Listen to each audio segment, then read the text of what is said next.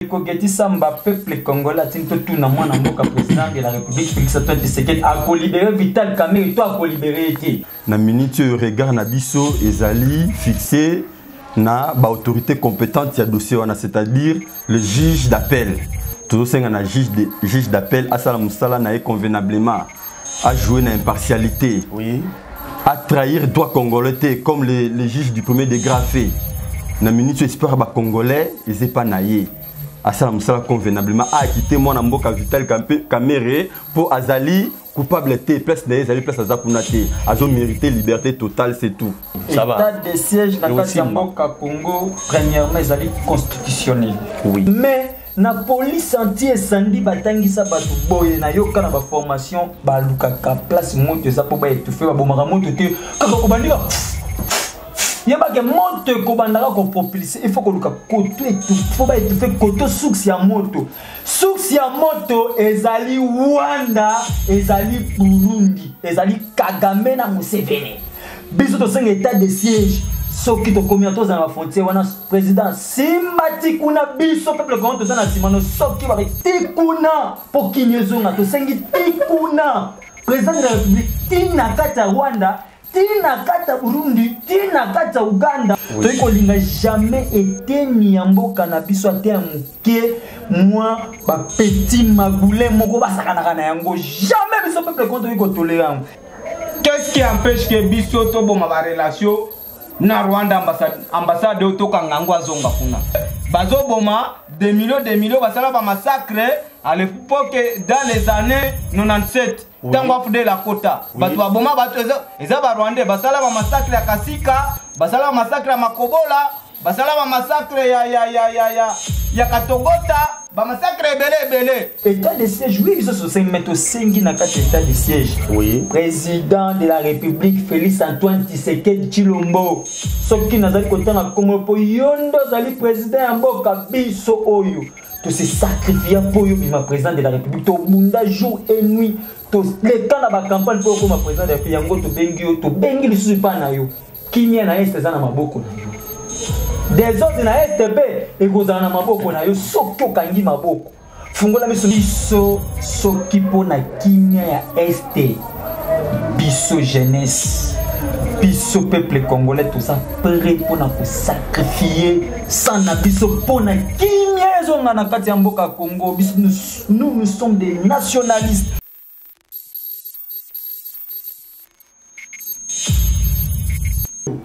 Bonjour et bonsoir, ça dépend El Bozili Baku, Yamalam Yakolanda émission à Mokolo ya lelo wapi. Ngai Geti Samba nazana lo fundu pelo lendo ya kotelema liboso ya caméra pona kokota na banda ko na milo saki na beta kokoko. Merci na yo trésor ndinga na sima caméra oyo wapi tozo ndingane déjà mokili o na façon ko sakanate. Merci une fois de plus na patron ya chaîne oyo Richard Mayase Motema ya Charlene la plus posée déjà émission oyo ka bon la chaîne na biso kitoko chaîne elengi on nzamba ta ka bongo planète solo la bien pe intégralité to l'extra bongo na Charlene TV officiel déjà na zabongo na batu ya Vital Kamerhe baza déjà ba payate na émission ya Geti Samba comme d'habitude to rominga toujours ba ko se présenter moko na moko poto oyiba ko démarrer déjà procès ya 100 jours ya mwana mboka Vital Kamerhe et ko yiba lisusu na kozonga to la bongo état de siège to ko ba pena ba actualité politique et BLP na ba propos ya président ya Rwanda na kombo ya Paul Kagame oyo ezaki teni kebite ba congolais ba congomani eske ba sepela ki na propos yango to kosolango na bana mboka o baza représenter ya mokolo ya lotika na bana na mbote na bino ande rolangai mbote mingi ndeko Geti Samba oui. Na sepeli mingi vraiment na ndengo ya biso tozali des vrais caméristes temple de vérité de l'INC place oyo information ya kafu pe ya solo oyo se peuple congolais azali ko azana posa ya koyo kabiso de topesa ka yango biso na vérité oyo toyeli bino lelo reprise oui. Ya procès ya mwana mboka voilà to kokota na biso yango to kokota to yeba pe ko solo na biso tika na pesa pe mbote na ndeko Eric Boni Mbote ndeko Geti Samba, merci na ndengo ya mbibiso lisusu na plateau oui. Na yo pour la énième fois. Oui. En tout cas, tout s'appelle Makasi. Ndeko Joël kuna boni yo, boni santé. Merci monsieur Geti Samba. Oui. Na musala impeccable oyo zo sale la peuple congolais. chaîne ya solo o penza peuple congolais zo s'informer makasi eza chez yo na pesi mbote mingi et pas président national Vital Kamerhe sika nyonso ozali na ba injustice nyonso basala bakabal eza neti yo eza neti Jésus malgré Jésus asekwisa batu asala miracle abikisa batu mais ba sacrifier ye kaka ba crucifier ye boni mwana mboka Vital Kamerhe rapide mbote et pas na technique msala o nyonso azo sala kolokela peuple congolais ba image ba sango peuple congolais aza reconnaissant et pas na yo to sepe merci mwana mboka Joël massivement peuple congolais émission na bino ya temple de vérité yango yo bosolo na bosolo. Merci. Meko Eric peut sabiso boni mwana mboka Vital Kamerhe. En tout cas, jusque-là, moi, Namboka Vital Kamerhe se comporte très bien. Bientôt, le 31, reprise, il y a procès 100 jours au niveau de appel. Les alliés, il y a un atoyaki pour informer le peuple oui. Concernant le procès. Et puis, Koloba, il y a une autorité compétente qui se comporter concernant le procès. Tout le monde qui, dans le premier degré, comment est-ce que le juge trahira qui droit congolais, manipuler, ils n'ont pas bien fait leur travail. Alors, raison pour laquelle le collège y a avocat interjecta qui appelle. Alors, na minute autour de juge d'appel, à ça la convenablement. Na minute espoir y a congolais et pas naïe. Surtout le président de la République a prôné qui état de droit. Quand on parle de l'état de droit, c'est aussi acquitter un innocent. Acquitté innocent comment? Oui, lorsque quelqu'un a qui retenu les amis que Vanessa Mboka Vital Kamerhe. Voilà, tout le monde qui a premier degré va condamner 20 ans. Mais nulle part, tout le monde qui va pouvoir qui culpabilité naïe. Tout le monde qui nulle part, mais va condamner la sanction la plus lourde. Ce qui est tout à fait anormal. Tout ce pays jusqu'à biso INC, temple de vérité au nom de l'INC, tout ça très serré. Pourquoi? Parce que tout le monde qui n'a premier degré baba qui va maison exacté, lo comme côté, mais le lot premièrement tout le monde qui gouvernement et reconnaître existence il y a maison préfabriquée. C'est va reconnaître officiel. Gouvernement et reconnaître qui officiellement, gouvernement sortant et reconnaître qui et puis tout lundi du sous tout le monde pays net Angola, Tanzanie, oui. Déjà prêt à fonder la République démocratique du Congo pour na conteneur na bango et occuper espace na port na bango. Donc bazo reconnaître que non maison existait bel et bien. Et puis sous dernièrement tout le monde gouvernement actuel et petit ordre il y a électrification ya maison préfabriquée aux na Kankokolo. Voilà kaka ndenge moko Vital Kamerhe qui la justice divine il met la confiance à la justice divine. Il y a une justice divine et comme Kobimisa, la vérité. Justice électrification, il y a des maisons préfabriquées dans Kanchach. Oui. Les maisons existent bel et bien. Il y a un minute tout ça qu'on s'attendre à acquittement. Il y a moi Namboka Vital Kamerhe niveau appel les 31 oyo. Pour vérité et ça déjà jaillit. Ok, merci. Voilà, selon mon Mboka Eric. Toujours on a papa John Ekouya John.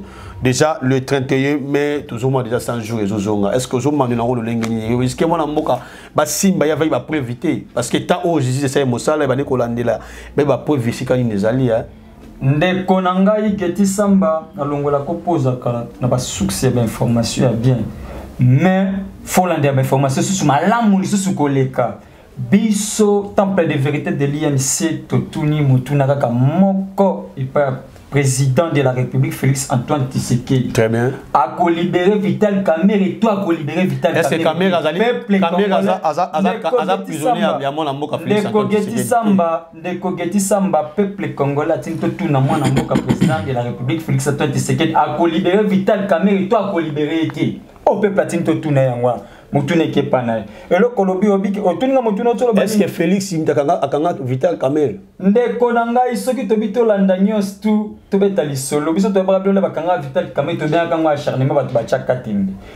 Secrétaire général ya IDPS Augustin Kabuya alobake batu bakanga Vital Kamerhe c'est FCC nanya yoka yango te na kati ya Kongo FCC mutaka Félix Antoine alobake FCC mutekanga kai FCCP azongisa lobeza biso te zali bino moko na kati ya cash peuple congolais bino moko attaque grand journaliste tout examiner ensemble yango peuple congolais bina tuna biso soto ko loba bomba la président de la république ko akota makambo te biso to lobi temple de vérité to sengi na président de la république akota dossier à président Vital Kamerhe tunanga pona nini ndeko ça vous avez la parole tunanga pona nini tunanga pona allez-y to sengi mo tuna premièrement juge suprême Yamboko c'est le président Félix. Comment se fait-il dans un pays où on doit promouvoir la démocratie et l'état de droit? Comment se fait-il que le directeur de cabinet chef de l'État au Kenya Bakangi Karabongo? Au Bakangi Karabongo. Ce qui est président de la République, Azap Penza, juge suprême, bref, tout est déjà palpable. Ils ont un ami sous. On découvre Kalobi, tous les preuves ezali wan. Bisoba na yen c'est le bras que ezali acharnement batu ba chakatembe. Lelo on te benga justice divine. Yo ka ba preuve na bambuma ndenge ça ko ba pende ko. Ba preuve nini déjà o bino bozana ngona ngam na bino ya UNC. Ba preuve valiboso gouvernement découvrir qui pona paraphraser découvrir Kaloba o découvrir katolo ba gouvernement soktel lo ba nini ba preuve ezali nani na VPM. Vice-premier ministre n'époque on a le bac et bilo qu'on soit allé na port à bout. Yémo ka lo bango. Est-ce que biso to no tiem on pas lo bango. Biso te Angola les redéclara qui n'a aucun quitté. Yango biso to lobi preuve moko tangible exacte zala ki mission ténébreuse rédigée na 10e ri na bateau balinga kamboka te bazako boy état de droit pour l'arrestation à président Vital Kamerhe. Biso to sengi na mokonzi mboka. O so lo baketo sengi na mokonzi mboka te juste le juge suprême, c'est le président de la République. John Kuya pour l'état de droit pour na yo. John Kuya pour na yo état de droit. Non pour l'état de droit il faut mon mboka Vital Kamerhe. Ndeko limbi sangai état de droit et le bien. Moto aza innocent, il faut ça.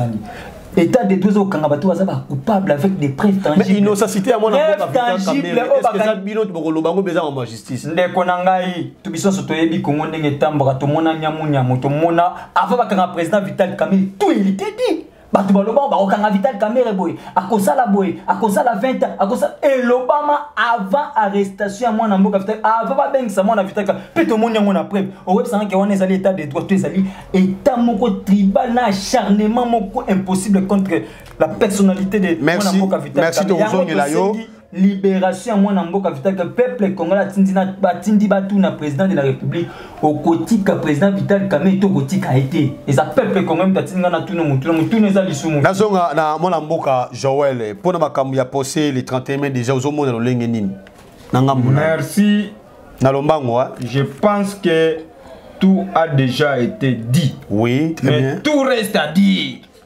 Tout reste à dire quoi? Tout mais tout reste à dire. Biso Oyeza temple de vérité de l'INC. Biso tosala combat banda jeunesse na biso tilelo pona ke peuple congolais nyonso azala incriminé te na mboka nae. Nous ce que nous voulons na kati ya temple de vérité ya INC état de droit ezala appliqué et pas batu nyonso. Oui. Justice ezala distributive ezala pona kamoko te ezala pona groupe ya communauté moko au détriment ya groupe mususu bato ba kanga bazaka Vital Kamerhe baza yé boye mutune eza ebele ngonga nde eza muke. Peuple congolais retenir o eza mutuya. Peuple congolais atindi biso totuna et pas président Félix au libéré président Vital Kamerhe toté mutuna liboso yami balé au lobby que te Félix ezande mutakanga honorable Vital Kamerhe te. Oui ngana oyebisa yo ke yende mutwaza président de la République démocratique du Congo. Selon notre constitution, le chef de l'État est le garant de la nation. Le chef de l'État est le garant de bon fonctionnement des institutions. Oui. Le chef de l'État est le garant de bonne marche de la justice. Ce qui va zouzi, batengami, bazolo babimi na kati ya mibeko. Il faut chef de l'État zong sabango na kati ya mibeko. C'est là où le temple de vérité peuple congolais a Zosenga et pas président de la République à rétablir droit et pas moi Namboka Vital Kamerhe.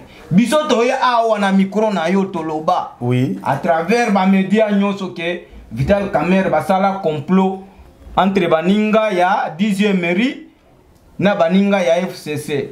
Bino ba journaliste botila biso tembe.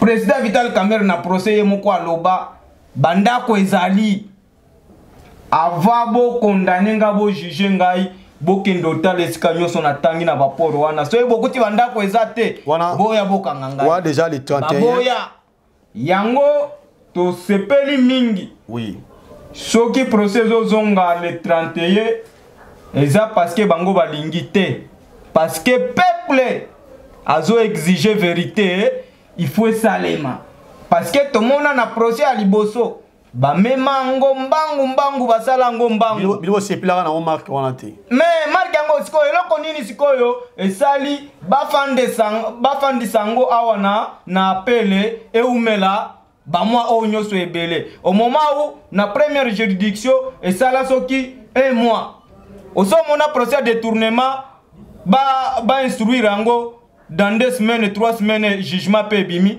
et jugement pe la plus lourde jugement wana salima na limité na 10e mairie wana eza musala na bango batangi no bayebi o malamu koleka baza déjà bazuzi na biso baza déjà instrumentalisé wana selo ça va eza selon ngate eza peuple congolais parce que ba dérapage ezo salema milice bakanga milice Georges Kapiamba ya ibisa biso keno ba découvrir milice na Kingabwa ya IDPS oui bakanga directeur ya maison civile ya chef de l'état bamema ye makala bamema ye makala oui est-ce que na otuna yo kendo tal la biso otalela parce que yo peuple alandaka yo mingi peuple asepelaka na yo mingi kende makalo mema micro na yo otala soki nanu azana no kuna makala dede baebisa biso awa bakanga ndeko lobo conseiller na présidence o wana signa contrat exploitation ya diamant na Kasai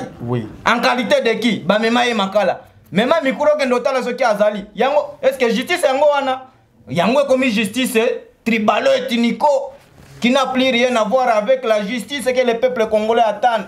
Voilà pourquoi le peuple congolais ne fait plus confiance na justice oyo. Ndenge nini yo mutu ozana adresse eza bien connu, une grande personnalité ya mboka. Oui. On dimi okende ko répondre na justice. Okomi mbala moko ba téléphone betami bokangaye. Azala na réseau te. Voilà, bah oui, azala na réseau. Mais pour na yo mona azala na raison hein. Mais raison babilo konyoso tangu déjà tuna bango même pour na yo azala na raison. Azaki na azana raison nyoso total parce que eloko bakangela ye ezate. Ba maison préfabriquer ngo wana baloba keno yango na nde ba détourner. Merci mon amour.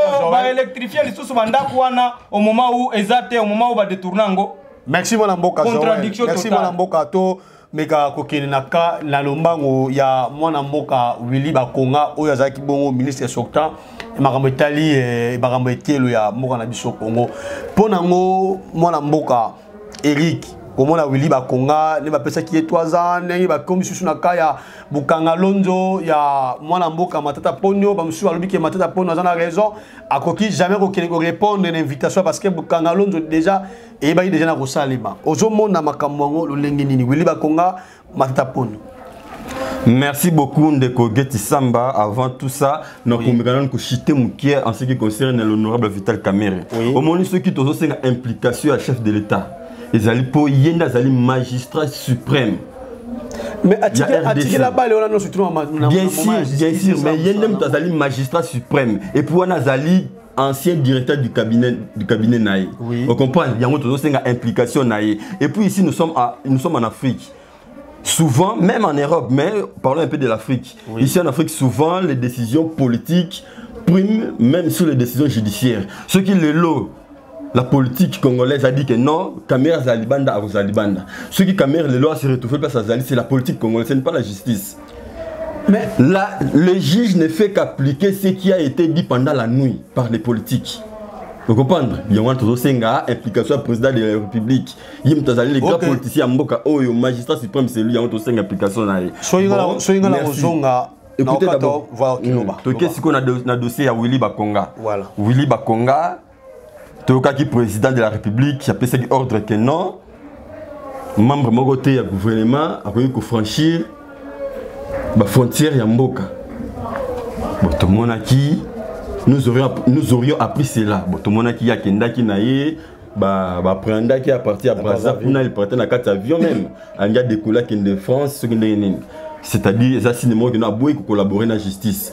C'est qui, contrairement à l'honorable Vital Kamerhe, on demande qu'il collabore dans la justice. Il y a beaucoup collaboré dans la justice. J'ai baillé naïe, coûté 2 millions de dollars blanchiment d'argent. La justice a été faite, condamné 3 ans. Oui. Nous avons collaboré dans la justice, mais va condamner 3 ans.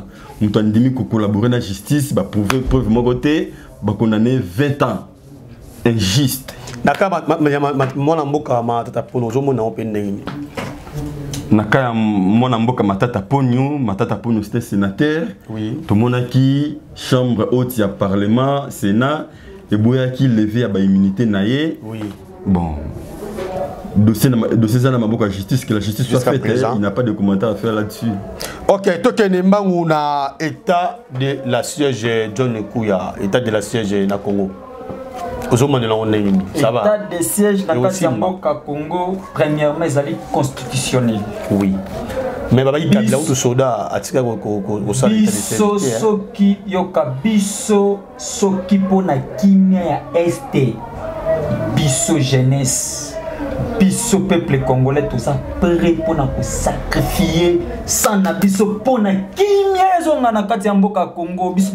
Nous sommes des nationalistes. Oui. Toi n'a jamais été ni mboka na biso ate muke moi ba petit magoulé moko ba sakana na yango jamais biso peuple contre ko tolérant état de siège. Oui biso so 5 mètres 5 na kati état de siège. Oui. Président de la République Félix Antoine Tshisekedi Tshilombo. Soki nazali kotanga comme po yondo zali président ya mboka biso oyo to se sacrifier pour yo bima président de la République to bunda jour et nuit to le temps na ba campagne pour comme président de pays yango to bengi lisusu pa na yo kimia na este za na maboko na yo désordre na STB e kozana na maboko na yo soki okangi maboko fungola miso mais na police anti-incendie batangisa batu boye na yoka na ba formation ba lukaka place moto za po ba étouffer ba bomaka moto te kaka obandika yeba ke moto ko bandaka ko propulser il faut ko luka koto étouffer faut ba étouffer koto source ya moto ezali Rwanda ezali Burundi ezali Kagame na Museveni biso to senga état de siège. Soki to combien temps dans la frontière wana président simati kuna biso peuple quand to na simano soki ba tikuna pour kinyezo na to sengi tikuna président de la République tina kata Rwanda tina kata Burundi tina kata Uganda o nyoso a déranger le peuple congolais biso to sengi yango biso peuple quand to sa prier pour na ko libérer pour na kimia na kata tokoki jamais ko accepter na kati ya STND ko yo mona tenga na mona massacre wana na kati ya STND konanga. C'est pitié bazali ko dépasser mutu en morceaux o eza médias comme ça ko lobate mwana moi soko tali mwana muki makambazo sala bango biso jamais attaque fait Congo attaque nationaliste jamais to ko accepter yango. Oui. O likansange za wana dans un soko bete su moi c'était muki na moni ambassadeur ya occidentaux oyo obiso soto yebi c'est Kagame. Kagame aujourd'hui il est en train de blaguer avec le peuple congolais. A blaguer quoi? Kagame a blagué comment? Na biloko ala pensé que Congo talité la fiche de ça. Lobi wana azali lokuta Kagame c'est un petit magoulin.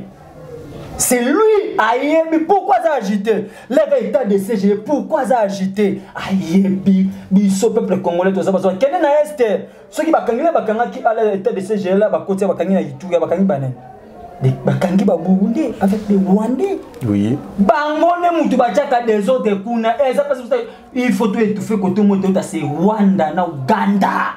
Biso to za près ceux qui état de chef faut qui te frapper tina kata Rwanda tina kata ni pona PS ceux qui PS zali wana toki wana to encourager farde solongonya pas c'est ça na sengelo komoko. Oui. Chef de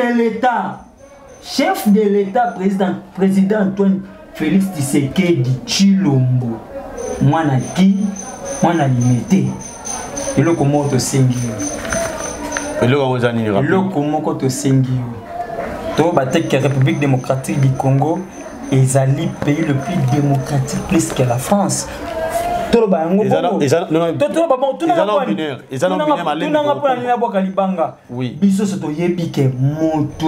Biso Kadhafi, c'est Sarkozy.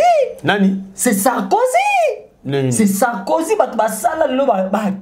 France et Libye pour anéantir un grand leader panafricain. Le la Kadhafi, tout le monde est en haut. Mais tout le monde mais quand la condamnation est 3 ans de prison, tu vas protéger. Tu vas protéger avec des preuves palpables. En plus, c'est là Sarkozy on a annoncé c'est le Komoko. Alors la richesse à Congo, il faut que on a voisin. Quelle intention?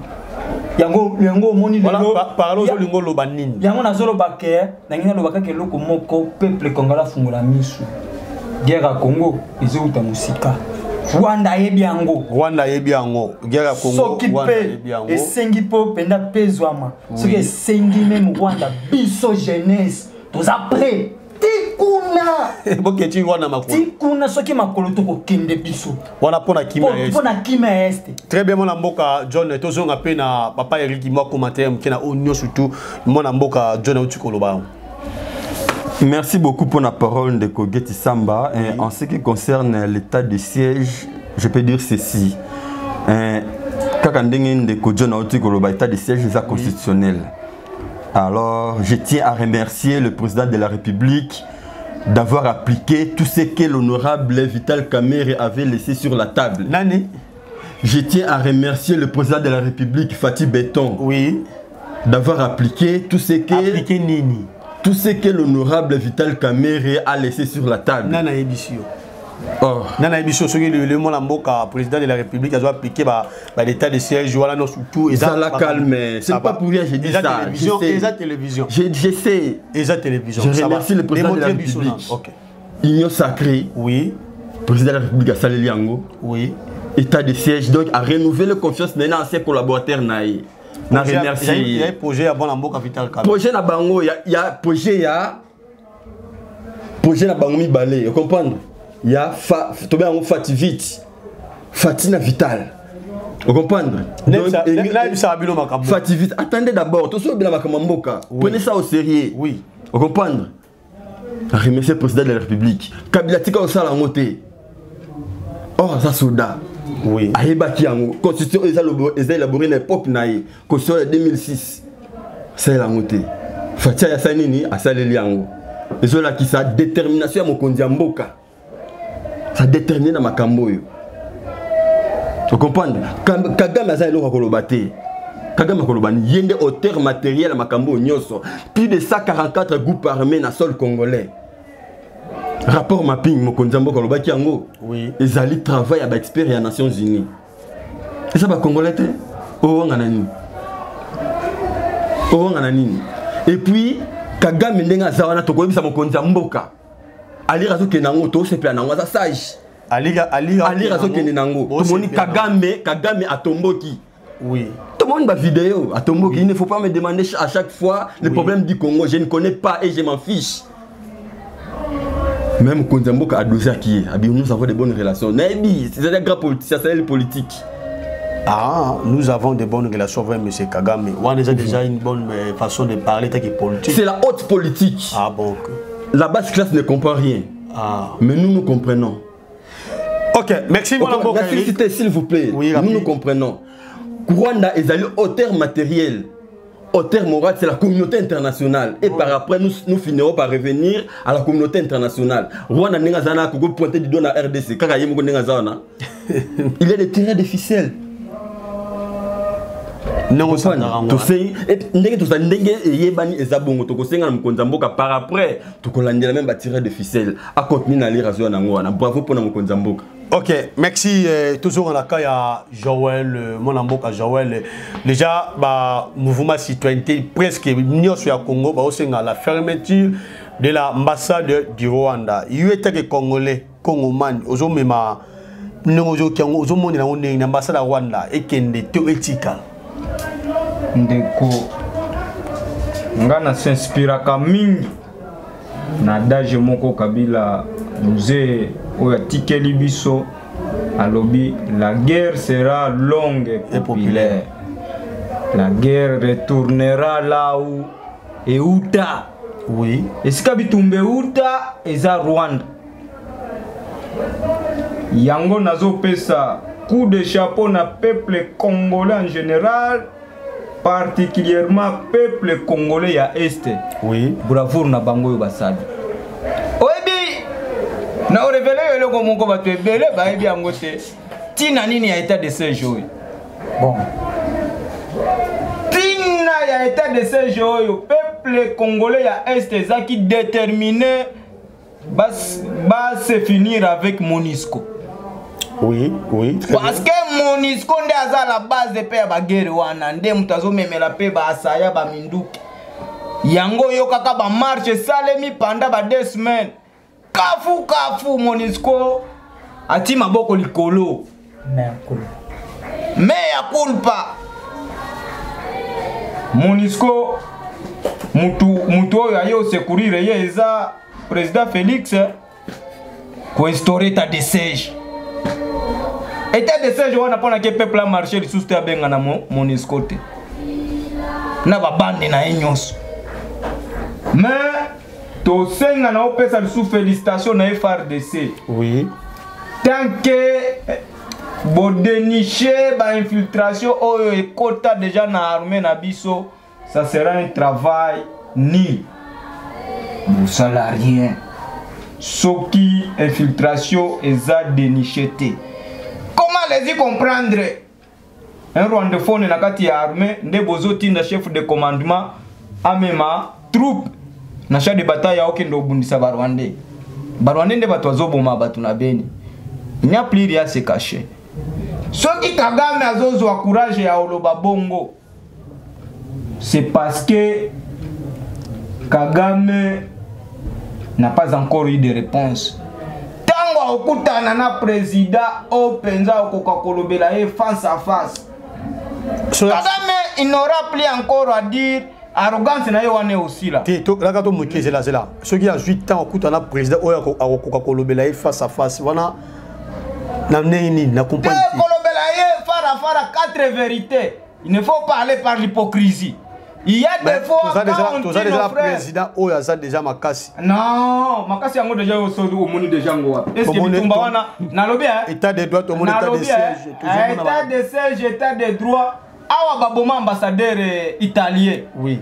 Oyoka message de ni bazo boma bato. Est-ce que so yoka déjà message à chef de l'état? Na biso, na tuni. Soki ezali, omemelinga message wana. Souvenez-vous, mwana mboka azwaka. Non, kokata raté. Mwana mboka azwaka kibokonzi. Alobaka pona ye. Soko se souvenez aza prêt pour aussi sa guerre ya Est. Même ko vanda, même ko tabutu, même ko kufa mieux vaut pour na Est qui me kota ba alobaka ngo déjà. Butu wana aloba otia CG kuna, état major na ye. Qui général atiango na directeur de cabinet na ye. Directeur de cabinet na ye azawa. Azana bolo côté injustement. Qui jo monango kuna. Tozongi. État de siège wana. Lelo. Tangu ba élève wana basali ba marche. Ba marche akafuka. Tu t'imagines ndeko lumumba wa lobby. Ekuya. Alobi façon bazo boma bazo éventrer ba mama kuna. Et au PSP mawa sokoza congolais penza disa. Ça fait mal. Mais tant déjà bana wana batikali bana bitike bakoti na balabala bakei bazo marché bakei basali sit-in pour la communauté internationale au PSP complice de près tout comme de loin. Eza là pour la ba konzina biso bazwa ba décision oyo eza phare pour na biloko anesila batinda ba policier bakende osala nini bakenda babeta bana wana batiango na baboloko rapidement cité pour na ka Rwanda pour l'ambassade wana la fermeture ya ambassade wana il faut nde bakende obundisa ba Rwandais wana bao bazoboma po population injustement na mabele na biso pona ambassadeur ya Rwanda. Oui, na Congo to bénéficier keloko moko na Rwanda te.